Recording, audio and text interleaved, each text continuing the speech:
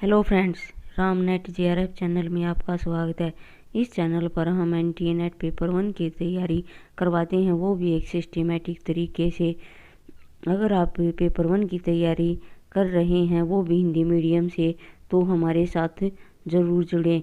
इससे पहले मैंने कई वीडियो अपलोड किए हैं, अगर आपने वो नहीं देखे हैं तो उन्हें भी देख लें। इससे पहले मैंने एक वीडियो अपलोड की है शिक्षण की विधियाँ, उसका ये पार्ट 2 है, क्योंकि शिक्षण विधियाँ बहुत बड़ी हैं और इन्हें डिटेल में करवाना बहुत ही ज़रूरी है, क्योंकि इससे क्वेश्चन हर बार हर एक शिफ्ट में आते हैं। तो इससे पहले मैंने एक शिक्षण विधि करवाई है। आज इसमें हम 2 शिक्षण विधियाँ करेंगे। तो आइए देखते हैं हमारी शिक्षण विधि कौन सी है। व्याख्यान एवं प्रयोग प्रदर्शन विधि, lecture method and demonstration strategy. प्रदर्शन विधि में ऐसे कक्षा वातावरण का निर्माण किया जाता है जहां शिक्षक छात्र प्रयोग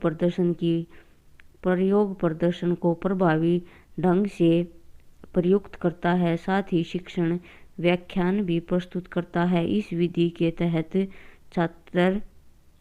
सभी छात्र शिक्षक क्रियाओं और प्रयोग को सावधानी पूर्वक करते हैं और प्रयोग के प्रत्येक स्टेप पद में अपनी उत्सुकता व्यक्त करते हैं। तो व्याख्यान एवं प्रयोग प्रदर्शन विधि, lecture method and demonstration strategy, यह प्रदर्शन विधि होती है जिसमें शिक्षक छात्र प्रयोग करके अपनी शिक्षण विधि को प्रभावी ढंग बनाते हैं। तो इसमें सभी छात्र क्रियाओं और प्रयोग को सावधानी पूर्वक करते हैं और इसमें सभी स्टूडेंट्स की एक्साइटमेंट बनी रहती है। प्रदर्शन विधि यानी प्रयोग करके दिखाना। जैसे हम कहीं भी जाते हैं तो वहाँ पर वो किसी भी चीज़ का हमें डेमो देते हैं तो हमें वो करके दिखाते हैं। तो ये विधि भी प्रदर्शन विधि पर आधारित है। तो चलिए आगे देखते हैं।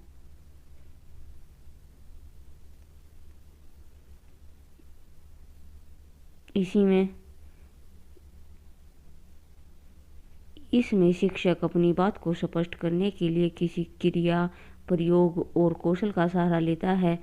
टीचर इसमें अगर टीचर को कुछ भी कहना है तो क्रिया के द्वारा, प्रयोग करके द्वारा और स्किल्स का सहारा लेता है। इस विधि में शिक्षक व्याख्यान की सहायता से सैद्धांतिक पक्ष को स्पष्ट करता है और श्यामपट्ट एवं अन्य सहायक सामग्री की सहायता से चित्र एवं कथन प्रस्तुत करता है। प्रदर्शन के मध्य में शिक्षक छात्रों से प्रश्न भी पूछता है और उत्तर भी प्रस्तुत करता है, जिससे छात्रों को अधिक स्पष्ट ज्ञान की प्राप्ति होती है। शिक्षक अपनी बात को स्पष्ट करने के लिए किसी क्रिया, प्रयोग अथवा कौशल का सहारा लेता है। तो इसमें यही बताया गया है कि टीचर इस विधि को अपनाता है तो उसमें क्रिया, प्रयोग यानी कुछ भी करके दिखाना और कौशल, स्किल्स का सहारा लेता है प्रदर्शन विधि में। आइए प्रयोग प्रदर्शन विधि के गुण देखते हैं। यह एक मनोवैज्ञानिक विधि है। यह क्रिया पर आधारित विधि है। इसमें समय की बचत होती है। यह विधि प्रत्येक स्तर पर उपयोगी है। यह क्रिया आधारित विधि है। इस विधि में सुनने की अपेक्षा देखी गई वस्तु अधिक समय तक याद रहती हैं। तो एक ये साइंटिफिक मेथड है, क्योंकि इसमें करके टीचर दिखाता है और बच्चे उसको समझते हैं। यह क्रिया पर आधारित है। इससे समय की बचत होती है, क्योंकि जब टीचर इस विधि को अपनाता है तो उसमें सभी स्टूडेंट्स भाग लेते हैं। यह विधि प्रत्येक स्तर के लिए उपयोगी है और इस विधि में सुनने की अपेक्षा देखी गई वस्तु अधिक समय तक याद रहती है। आइए प्रयोग प्रदर्शन विधि के दोष देखते हैं। पहला पॉइंट है, इसमें करके सीखने के सिद्धांत की अवहेलना होती है। विद्यार्थी केवल रुचिकर प्रदर्शन में ही सक्रिय रहते हैं। इसमें सभी कार्य शिक्षक ही करता है। यह शिक्षक केंद्रित विधि है। तो प्रयोग प्रदर्शन विधि होती है जिसमें टीचर खुद ही सब कुछ करता है। इसमें छात्र की इन्वॉल्वमेंट नहीं रहती, वो सब देखते रहते हैं। और इसका दोष यह भी है कि स्टूडेंट्स उन्हीं प्रदर्शन में ज़्यादा एक्टिवेट रहते हैं जिसमें उनका इंटरेस्ट होता है। तो यह भी इस प्रयोग प्रदर्शन विधि का दोष है। तो अगली विधि देखते हैं कौन सी है। ये है समूह शिक्षण विधि। समूह शिक्षण विधि, टीम टीचिंग मेथड। समूह शिक्षण बड़े समूह में पढ़ाने के लिए एक परिवर्तनात्मक दृष्टिकोण है जिसमें 2 या अधिक शिक्षक योजना बनाने, उनको क्रियान्वित करने और छात्रों के समूह में सीखने के अनुभव का मूल्यांकन करने के लिए सम्मिलित होते हैं। जैसे 2 या 3 शिक्षक कक्षा में एक ही समय अपने अपने विषय का ज्ञान प्रदान करते हैं। एक शिक्षक प्रकरण के विषयों के विषय में व्याख्यान देता है और सैद्धांतिक बातें करता है। दूसरा शिक्षक व्यवहारिक पक्ष की बात करेगा। विचार गोष्ठी, परिसंवाद, पैनल चर्चा, इसके ही विभिन्न रूप कहे जा सकते हैं। इसी के और नाम भी हैं। विचार गोष्ठी, परिसंवाद, पैनल चर्चा, इसी के रूप कहे जा सकते हैं। तो टीम टीचिंग मेथड क्या है? इसमें एक समूह में टीचर काम करते हैं। इसमें 2 या इससे अधिक भी टीचर हो सकते हैं और सभी टीचर अपने अपने विषय का ज्ञान देते हैं। इससे यह फायदा होता है कि अगर एक टीचर साइंस पढ़ा रहा है, एक मैथ या एक इंग्लिश, तो सभी स्टूडेंट्स को इसका फ़ायदा मिलता है। तो समूह शिक्षण के लाभ, टीम टीचिंग के लाभ देखते हैं क्या क्या हैं।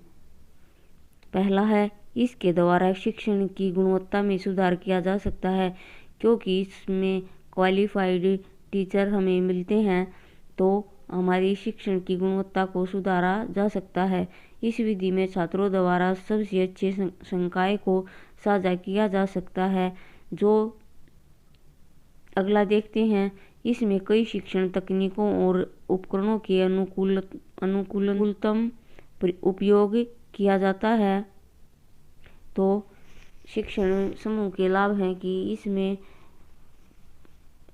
स्टूडेंट्स को ज़्यादा फ़ायदा मिलता है क्योंकि एक टाइम में बहुत सारे टीचर उन्हें मिलते हैं और जो टीचर जिस सब्जेक्ट में परफेक्ट है वो उसी को पढ़ाता है। इससे उन्हें फ़ायदा मिलता है। तो आइए समूह शिक्षण के दोष और देख लेते हैं। समूह शिक्षण टीम टीचिंग के दोष क्या क्या हैं?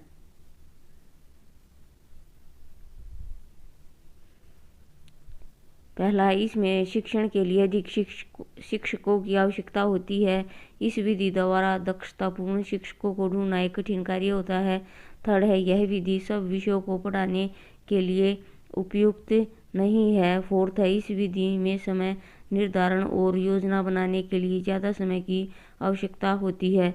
तो इसके फ्रेंड समूह शिक्षण के गुण हैं, तो इसके साथ इसके दोष भी हैं।